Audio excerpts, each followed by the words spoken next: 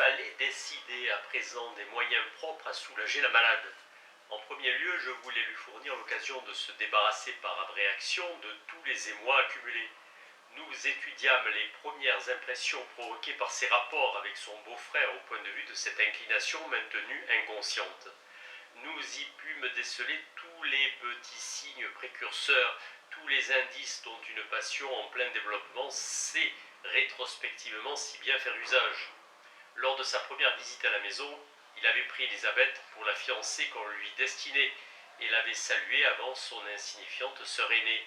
Un soir, il s'était entretenu avec tant d'animation et paraissait si bien s'entendre que la fiancée avait interrompu leur entretien en disant d'un ton mi-plaisant, mi-sérieux, au fond, vous auriez été faits l'un pour l'autre. Une autre fois, dans une société qui ignorait encore les fiançailles, il fut question du jeune homme, et une amie critiqua un défaut de conformation de celui-ci en disant qu'il avait dû être atteint d'une ostéopathie dans son enfance. La fiancée ne broncha pas, mais Elisabeth s'emporta et affirma, avec une vivacité qui l'étonna elle-même, l'absence de dévot physique chez son futur beau-frère. Pendant que nous examinions à fond ces réminiscences, Elisabeth reconnut que depuis longtemps, peut-être même depuis le début de leur relation, ses tendres sentiments à l'égard du jeune homme étaient demeurés assoupis en elle et devaient avoir emprunté l'aspect de simples liens de parenté, ainsi que l'exigeait sa conception élevée de la famille. Cette abréaction obtint incontestablement d'heureux résultats. Cependant, je pus apporter à ma malade plus de soulagement encore en me préoccupant amicalement de sa situation présente.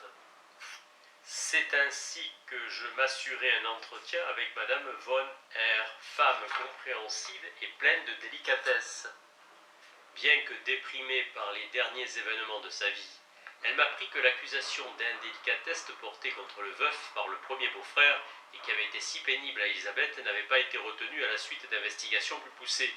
Le caractère du jeune homme ne laissait prise à aucun soupçon. Il s'agissait simplement de malentendus, d'une manière différente d'apprécier la valeur de l'argent, celui-ci en effet étant pour un commerçant un instrument de travail, alors qu'il est apprécié tout à fait différemment par un fonctionnaire. Rien en dehors de cela ne subsistait de cet incident en apparence si pénible. Je priai cette dame de donner dorénavant à Elisabeth toutes les explications dont elle aurait besoin et de lui fournir à l'avenir toutes les occasions possibles de parler à cœur ouvert puisque je l'y avais habituée. Je désirais naturellement savoir aussi si la jeune fille pouvait espérer une réalisation de ses désirs devenus conscients. Les choses semblaient ici moins favorables. Madame von R. dit avoir depuis longtemps soupçonné l'inclination d'Elisabeth pour son beau-frère, mais sans savoir que ce sentiment avait déjà joué un rôle du vivant de sa sœur. Toute personne ayant l'occasion de voir les deux jeunes gens réunis, ce qui était rare maintenant, devait se rendre compte du désir qu'avait Elisabeth de plaire à son beau-frère. Toutefois, ni la mère ni les conseillers de la famille ne se montraient favorables à cette union, le jeune homme ayant une santé délicate et qui avait encore ébranlé la mort d'une femme bien aimée. Et rien ne laissait d'ailleurs penser qu'il se trouvait assez remis de son choc moral pour contracter une nouvelle union, et peut-être ne se montrait-il aussi distant que parce qu'étant peu sûr de lui-même, il voulait éviter les commérages toujours possibles. Cette réserve des deux parties intéressées ne pouvait guère que faire échouer le dénouement désiré par Elisabeth. Je fis part à la jeune fille de tout ce que m'avait appris sa mère, et eut la satisfaction de la rassurer en lui donnant l'explication de l'affaire d'argent citée plus haut. D'autre part, je l'invitais à supporter paisiblement l'incertitude du destin qui ne pouvait être dissipée, mais l'époque estivale déjà avancée nous contraignit alors à mettre fin au traitement.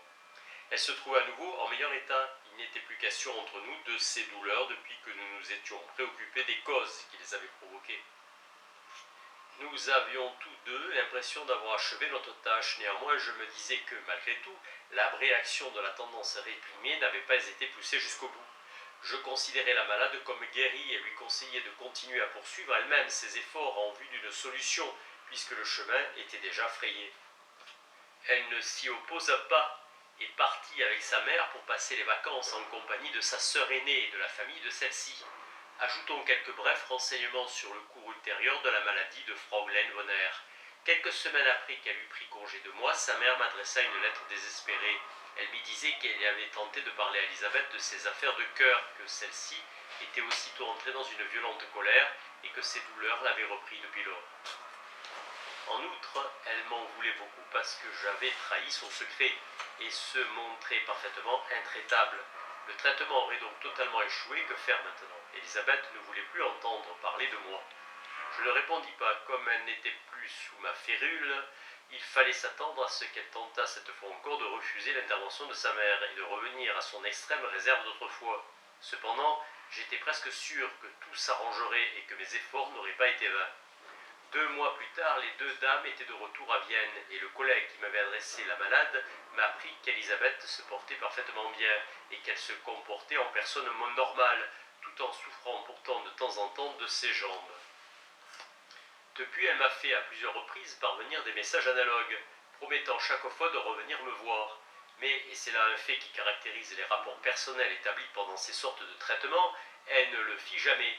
Ainsi que mon confrère me l'affirma, elle peut être considérée comme guérie. Quant à l'attitude du beau-frère à l'égard de la famille, elle ne s'est pas modifiée. Au cours du printemps de 1894, j'entendis raconter qu'elle allait se rendre à un bal où je pouvais me faire inviter et je ne laissai pas échapper cette occasion d'aller voir mon ancienne malade se laisser entraîner dans une danse rapide. Depuis lors, elle a épousé par inclination un étranger. Analyse critique. Je n'ai pas toujours été psychothérapeute. Comme d'autres neurologues, je fus habitué à m'en référer aux diagnostics locaux et à établir des pronostics en me servant de l'électrothérapie. C'est pourquoi je m'étonne moi-même de constater que mes observations de malades se lisent comme des romans et qu'elles ne portent pour ainsi dire pas ce cachet sérieux propre aux écrits des savants. Je m'en console en me disant que cet état de choses est évidemment attribuable à la nature même du sujet traité et non à mon choix personnel. Le diagnostic par localisation, les réactions électriques, importe peu lorsqu'il s'agit d'étudier l'hystérie, tandis qu'un exposé détaillé des processus psychiques, comme celui que l'on a coutume de trouver chez les romanciers, me permet, en employant qu'un petit nombre de formules psychologiques, d'acquérir quelques notions du déroulement d'une hystérie. Ces sortes d'observations doivent être jugées comme celles d'ordre psychiatrique, mais présentent sur elles un avantage. Le rapport étroit qui existe entre l'histoire de la maladie et les symptômes morbides, rapport que nous recherchons vainement dans les biographies d'autres psychoses. Je me suis efforcé d'intégrer les explications que je puis donner sur le cas de Fraulein Elisabeth Honner dans l'histoire de sa guérison. Peut-être n'est-il pas inutile d'en répéter ici l'essentiel. J'ai dépeint le caractère de la malade, certains indices fréquents chez tant d'hystériques, et qu'on ne saurait réellement mettre au compte de la dégénérescence, les dons, l'ambition, la délicatesse morale, le besoin excessif d'être aimé, et d'aimer qui trouve en premier lieu sa satisfaction au sein de la famille. L'indépendance de sa nature outrepassant chez elle l'idéal féminin et se traduisant pour une bonne part par de la ténacité, de la combativité et une extrême réserve. D'après les renseignements communiqués par mon collègue, on n'avait connaissance dans les deux familles d'aucune hérédité morbide. Toutefois, la mère Elisabeth avait souffert de longues années durant d'une mauvaise humeur névrotique. Mais ses sœurs, son père et la famille de ce dernier pouvaient être considérés comme des gens équilibrés et non nerveux. Aucun cas grave de psychonévrose ne s'était jamais présenté parmi les proches. Toutes les émotions pénibles agissaient sur cette nature et surtout les soins prolongés et déprimants prodigués à un père bien-aimé. Il y a de bonnes raisons pour que le rôle d'infirmière joue un rôle très important dans la jeunesse des hystéries. Un grand nombre de facteurs actifs entrent évidemment en jeu: troubles de l'état psychique, de troubles de l'état physique et par sommeil interrompu, soins corporels négligés, contre-coups sur les fonctions végétatives, d'une inquiétude notamment constamment lancinante. Mais c'est d'ailleurs d'après moi qu'il convient de rechercher le point le plus important, celui qui est accaparé et sans cesse préoccupé des 1000 besognes exigées par les soins donnés à un malade, soins qui se prolongent sans interruption, interminablement, pendant des semaines et des mois. Celui-là s'accoutume peu à peu à étouffer en lui tous les indices d'émotion et d'un autre côté détourne son attention de ses propres impressions parce qu'il n'a ni le temps ni la force d'en tenir compte. Ainsi, tout garde-malade emmagasine une quantité d'impressions à charge affective, très peu perçues et qui n'ont pu être atténuées par réaction. Par là se trouvent réunis les matériaux d'une hystérie de rétention. Si le malade est guéri, toutes ces impressions perdent évidemment leur valeur, mais s'il vient à mourir, c'est la période de deuil qui s'instaure, au cours de laquelle rien ne semble important en dehors de ce qui concerne le défunt.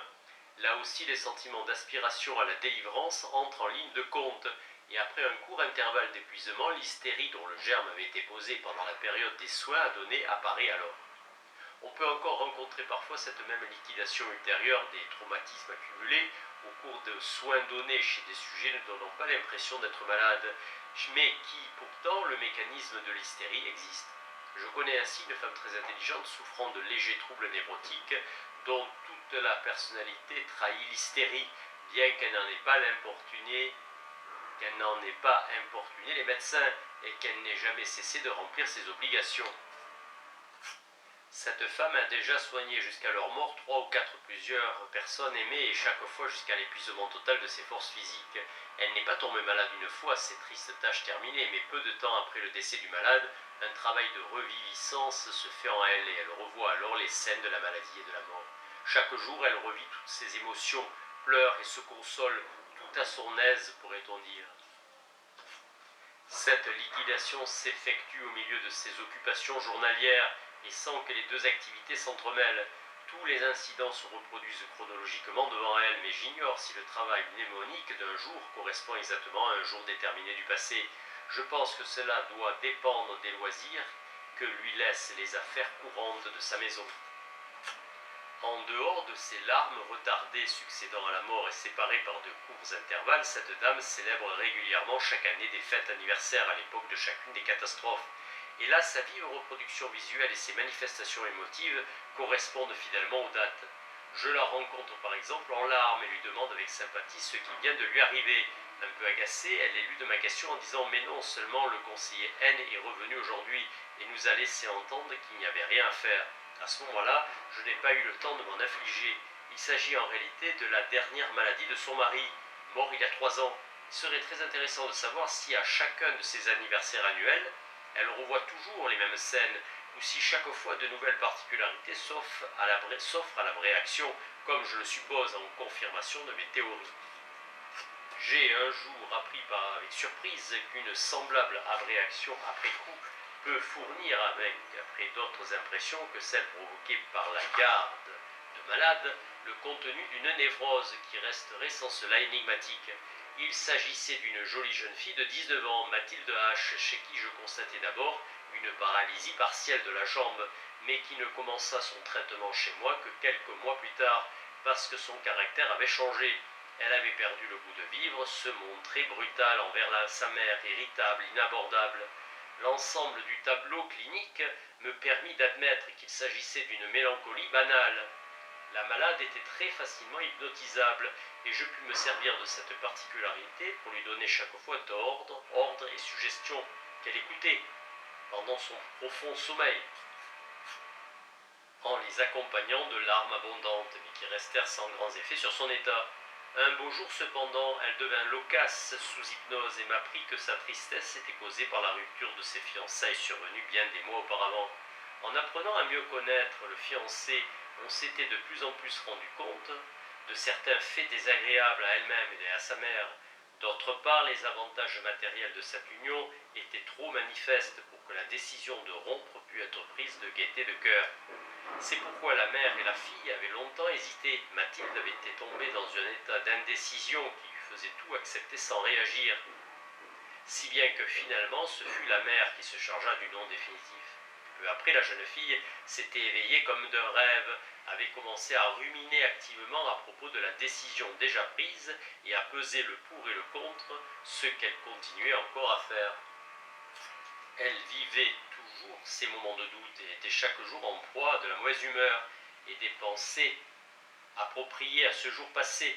Son irritabilité à l'égard de sa mère se fondait également sur les incidents de cette époque, et la vie actuelle, à côté de son activité mentale, lui apparaissait comme une existence fictive, comme une sorte de rêve.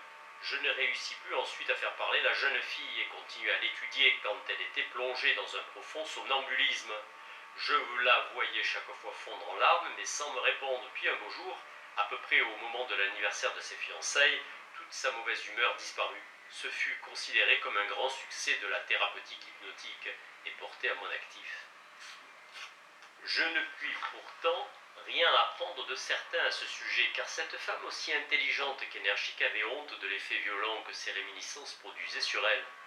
Je le répète encore, cette femme n'est pas malade.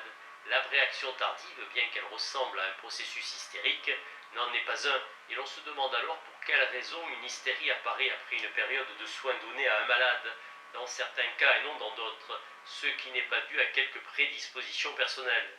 Celle-ci chez la dame à laquelle je pense en ce moment était très marquée. J'en reviens à Fräulein Elisabeth von Herr, c'est pendant qu'elle soignait son père que se forma chez elle pour la première fois un symptôme hystérique, et cela sous la forme d'une douleur affectant une partie déterminée de la cuisse droite. L'analyse permit suffisamment d'expliquer le mécanisme de ce symptôme. Le processus s'était déroulé à un moment où il y avait conflit entre le cercle de ses représentations relatives à ses devoirs de garde-malade et le contenu à cette même époque de ses désirs érotiques. Se reprochant amèrement ces derniers, elle choisit la première alternative et ce faisant créa la douleur hystérique. Si nous nous en rapportons à notre façon de concevoir le phénomène de conversion de l'hystérie, les choses se présentèrent de la manière suivante. Elle avait refoulé hors de son conscient la représentation érotique et transformé toute la charge affective de celle-ci en sensations physiques douloureuses.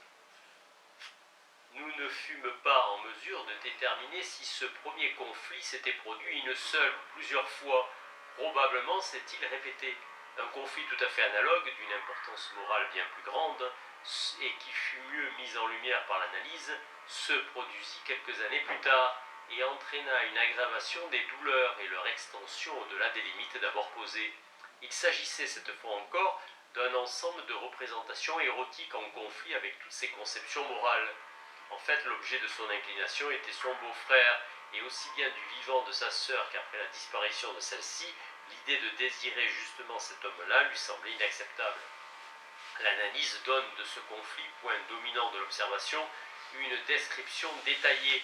Le penchant de la malade pour son beau-frère pouvait avoir germé en elle depuis longtemps, mais il se trouva favorisé par le surmenage physique dû à son travail renouvelé de garde-malade, à son épuisement moral, conséquence des déceptions subies des années durant. Sa pruderie intérieure commença à se dissiper et elle s'avoua à elle-même son besoin d'être aimée d'un homme. La fréquentation de son beau-frère pendant plusieurs semaines dans la ville d'Eau aboutit au point culminant des tendances érotiques en même temps qu'à celui des douleurs. En ce qui concerne cette époque, l'analyse montre qu'il existe chez la malade un état psychique particulier dont les rapports avec l'inclination et les douleurs semblent rendre possible la compréhension de ce processus suivant la théorie de la conversion. Pour moi, je soutiens qu'à cette époque, la malade ne se rendait pas du tout compte, sauf à de rares et fugitifs instants, de ce sentiment quelque intense qu'il peut être à l'égard de son beau-frère. S'il en avait été autrement, elle aurait pris conscience de la contradiction existant entre son penchant et ses conceptions morales, et ses tourments psychiques auraient été semblables à ceux que j'observais chez elle après l'analyse. Les souvenirs ne révélaient rien d'analogue à ce genre de souffrance. Elle avait échappé à celle-ci et par conséquent était restée dans l'ignorance de son sentiment. À cette époque, comme à celle de l'analyse, son sentiment pour son beau-frère se trouvait inséré dans son conscient à la façon d'un corps étranger, sans relation avec ses autres représentations. Relativement à cette représentation, il y avait à la fois connaissance et non-connaissance, c'est-à-dire l'état dans lequel se trouve un groupe psychique isolé.